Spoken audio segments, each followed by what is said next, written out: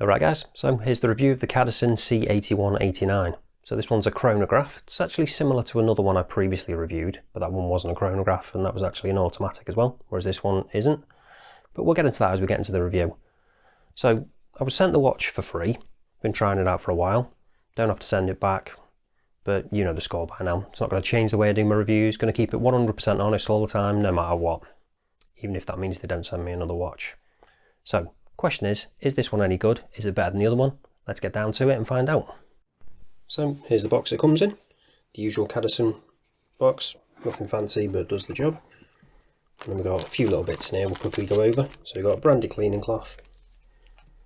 Then you've got the unsigned warranty card, not much use. And then we've got an instruction manual, but we're not really interested in that. So the only other things you've got in here now are the watch itself and then the links I've taken out. So I'll quickly show you them. So I've taken 3 links out to fit my 7-inch wrist, and they're just push pin links. Even though that might look like screws, it is actually push pins. So here's the watch itself. This is the white dial version. They do actually have a couple of others. They have a blue and a black. Probably leave pictures on screen so you can see what they're like. So let's get a zoom in on that dial. So, got a nice waffle style design on that, and you can probably see that depending on how the light catches this, it does actually look silver sometimes, the dial, as opposed to white, which I do quite like. I do like the way the light plays with it. I also like the way the light catches those hands. Really nicely finished, the high polish on them. Given the price of the watch, I was quite impressed with that. And then we've got a nice matching surround on the indices as well, which are also applied. And then we have actually got an applied Cadisen logo, and then just the printed text below that. Then we've also got Japan movement at the bottom. So, seeing as we're talking about it, might as well talk about the movement now. So that sub-dial at the 6, that's actually the ticking second hand, as you can see. So that's because this is a VK63, so that's a mecha quartz movement. Then with the other sub-dials, we've got the 24-hour one at the 3, and then the 60-minute one at the 9. And then obviously with that sub-dial at the bottom, that is actually smaller than the other 2. And then just tucked in under there, we've got that date window at the 4:30. Not my favourite position for it, but the fact that it's colour matched, it does kind of disappear into this dial, so it's not too obtrusive. I'm not entirely sure what it'd be like with the other dial colours. Might be a little bit more obvious, but with this one I do actually not mind it at all. Then we've actually got a nice little surround around that.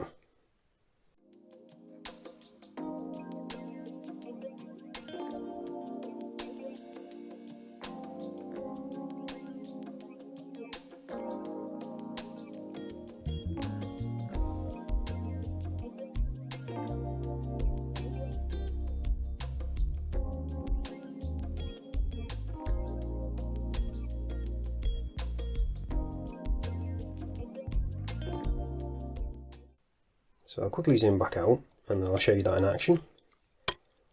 So we've got screw down crown. So we've unscrew that.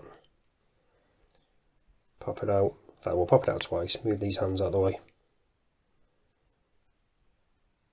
Yeah, so they're out of the way now. So if we pop it out once, and then we can change the date. Pop it out again. That second hand has actually stopped, so we go hacking, and then obviously we can change the time,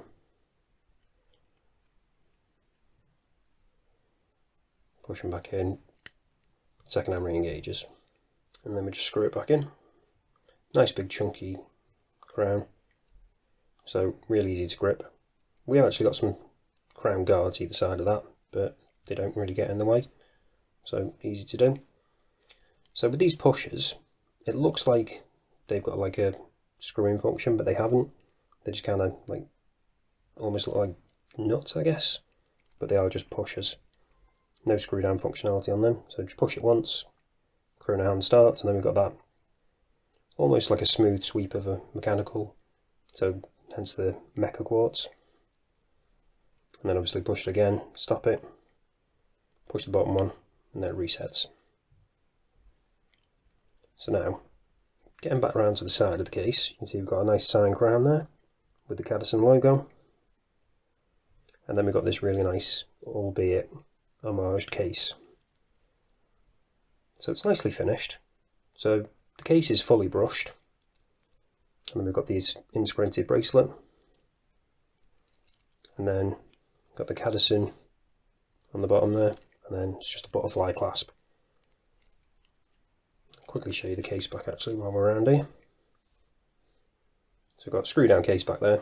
We've got stainless steel, 100 meter water resistant, and then the fact that it's a Cadisen chronograph. And then we've got solid end links on that too. So getting back to the head of the watch, like I said, it's fully brushed, apart from that bezel, which has got a nice high polish. A nice bit of detailing on that is nicely done. And then we've got those like faux rivets almost. And then we've got a completely flat crystal. So seeing as we're talking about the crystal, let's test it out. Using the trusty Dan Selector 2. And yep, we have got sapphire crystal on that. So that's always good to see. Especially at this price, you don't always get that. But like I said, it is just a flat sapphire, no curvature to that. So now let's quickly get onto the measurements, because this is going to be probably what's going to be a deal breaker for some people on this one, because it isn't a small watch. So we've got a thickness of 11.9. Now with the diameter, it's a little bit awkward to measure, because you've got these crown guards and the integrated bracelet, but it's actually 42mm. Now again, because it's an integrated bracelet, with the lug to lug, I'll actually measure underneath, and we've got 20mm, well, spring bars.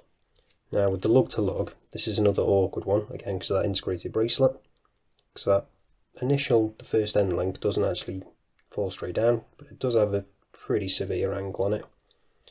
So if you're measuring it from the top, it comes in at just under 57, but like I say, they do taper down quite a lot. That curve down quite a lot. So if I measure it from underneath, it might give you a better idea, before obviously I show you on wrist in a bit. And that's coming in more like 51. So still not small, but you can probably get a better idea from that as opposed to the measurement on the top. But again, I'll show you in a bit what it's like on wrist. Before we do that though, let's quickly show you what the Lume's like. So you can see a tiny little bit there already, but let's charge it up, give it a proper chance.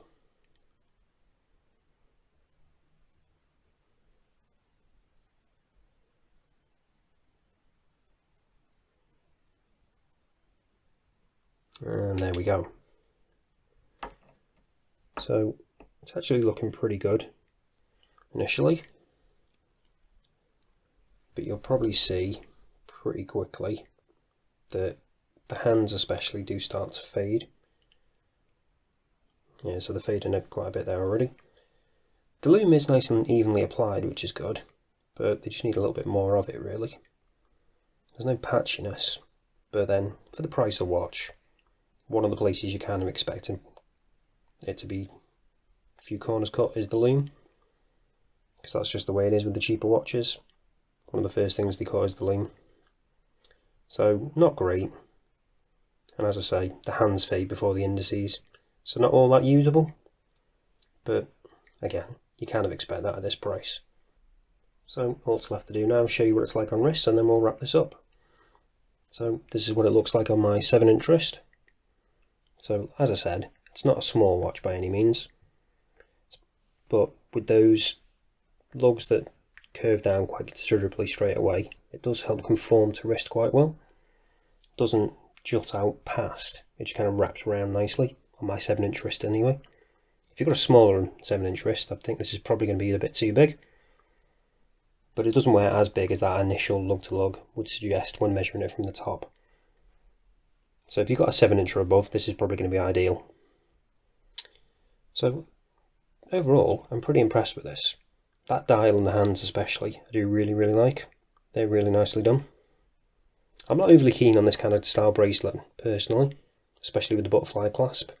You can't really get it to fit exactly how you want, because you don't have any micro adjust, so not ideal. I just about managed to get it to fit nicely. If anything, it's a tiny bit too big, but it's either that or too small, and obviously that's no good at all. So that's something you might have to bear in mind if you do want to pick one of these up. You might not be able to get a perfect fit, and obviously with it being an integrated bracelet, you can't really change it out. But it's nicely finished, the bracelet, and it does look quite good. Again, it's just a little bit awkward to size. But then, if you like this kind of style of watch, you know what you're going to be getting. So if you do want to pick one of these up, links down in the description as always. If you do like this design, however, and you're not really that keen on having a mecha quartz, you'd rather have an automatic, and you're not that fussed about the chronograph function, then I'll leave a link to another video for a similar kind of watch. But that's it for this one, guys. Thanks for watching, and I'll see you in the next one.